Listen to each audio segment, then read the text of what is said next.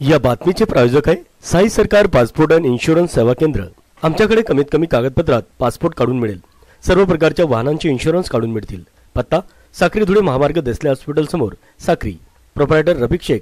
संपर्क 8928073111। भरत गावित यांचा अपक्ष निवडणूक लढण्याचा निर्णय मागे। गेल्या अनेक दिवसांपासून नंदुरबार लोकसभेच्या उमेदवार निवडीवरून नाराज असलेले माजी केंद्रीय सामाजिक न्याय मंत्री माणिकराव गावित यांचे पुत्र भरत माणिकराव गावित यांनी अपक्ष निवडणूक लढणार असल्याचे घोषित केले होते। यावरून संपूर्ण महाराष्ट्रात राजकीय वादळ उठले होते। तसेच महाराष्ट्रात अनेक उमेदवारांचा तिढा निर्माण झाला असल्याने त्यावर वरिष्ठ पातळीवर दखल घेतल्याने दिल्लीतून 3 सदस्यीय समिती मुंबईत दाखल झाली होती। नंदुरबार लोकसभेवर 9 वेळेस निवडून आलेले माजी केंद्रीय राज्यमंत्री माणिकराव गावित यांनी आपले पुत्र भरत गावित नंदुरबार लोकसभा उमेदवारीसाठी इच्छुक होते, परंतु केसी पाडवी यांची काँग्रेस पक्षाचे अधिकृत उमेदवार म्हणून घोषित होताच भरत गावित यांनी अपक्ष उमेदवारी करण्याची तयारी दाखवत बंड पुकारल्याने राजकीय वर्तुळात चांगलेच रणकंदन माजले होते।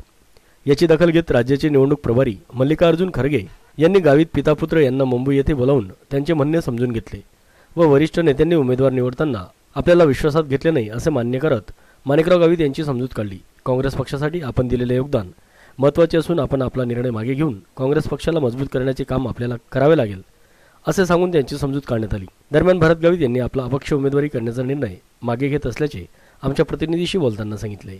मीडिया लाईव्हसाठी रफिक शेख, साक्री, धुळे। अखिल भारतीय काँग्रेस कमिटीचे सचिव आणि महाराष्ट्राचे इन्चार्ज खासदार मल्लिकार्जुन खरगे यांची भेट झाली आणि त्यांनी सांगितले की माझ्यावर काय राग पण मला माझ्या मुलाला भरतला काय पक्षाला तिकीट दिलं नाही आणि अशी चर्चा झाल्यानंतर त्यांनी सांगितले की यापुढे म्हणजे जिल्हा परिषद निवडणूक असेल, विधानसभेची निवडणूक असेल, कुठल्याही निवडणुकी असेल त्यावेळेला गावित परिवाराला विश्वासात घेतल्याशिवाय घेतलं जाईल आणि त्याला न्याय दिला जाईल असं मल्लिकार्जुन खरगे बोलले। आणि त्यांना जाण्याची काही होती म्हणून त्यांचे ज्या ठिकाणी कुर्ल्याला थांबले त्या ठिकाणी मला बोलवलं आणि मी त्यांच्याशी माझा परिवार म्हणजे भरत गावित, त्यांची मिसेस संगीता गावित, नंतर ते नाशिकच्या इगतपुरीचे आमदार निर्मला गावित, नंतर त्यांची मुलगी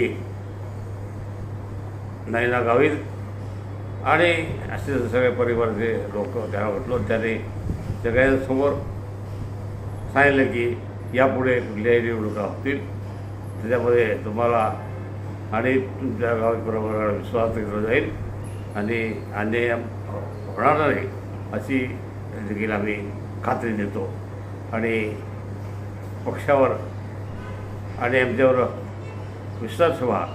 मी सांगितले की आम्ही पूर्ण गांधी घराण्याची इंदिरा गांधीपासून राजीव गांधी नंतर सोनिया गांधीपासून आता राहुल गांधीपर्यंत सगळ्यांची घनिष्ठ असे संबंध ठेवलेले ते तसेच राहतील आणि काँग्रेस पक्षाच्या विरोधामध्ये आम्ही आणि भरत गावित हे कधीही जाणार नाही, काँग्रेस बरोबर राहतील अशी पण या ठिकाणी आम्ही त्यांना ग्वाही दिली।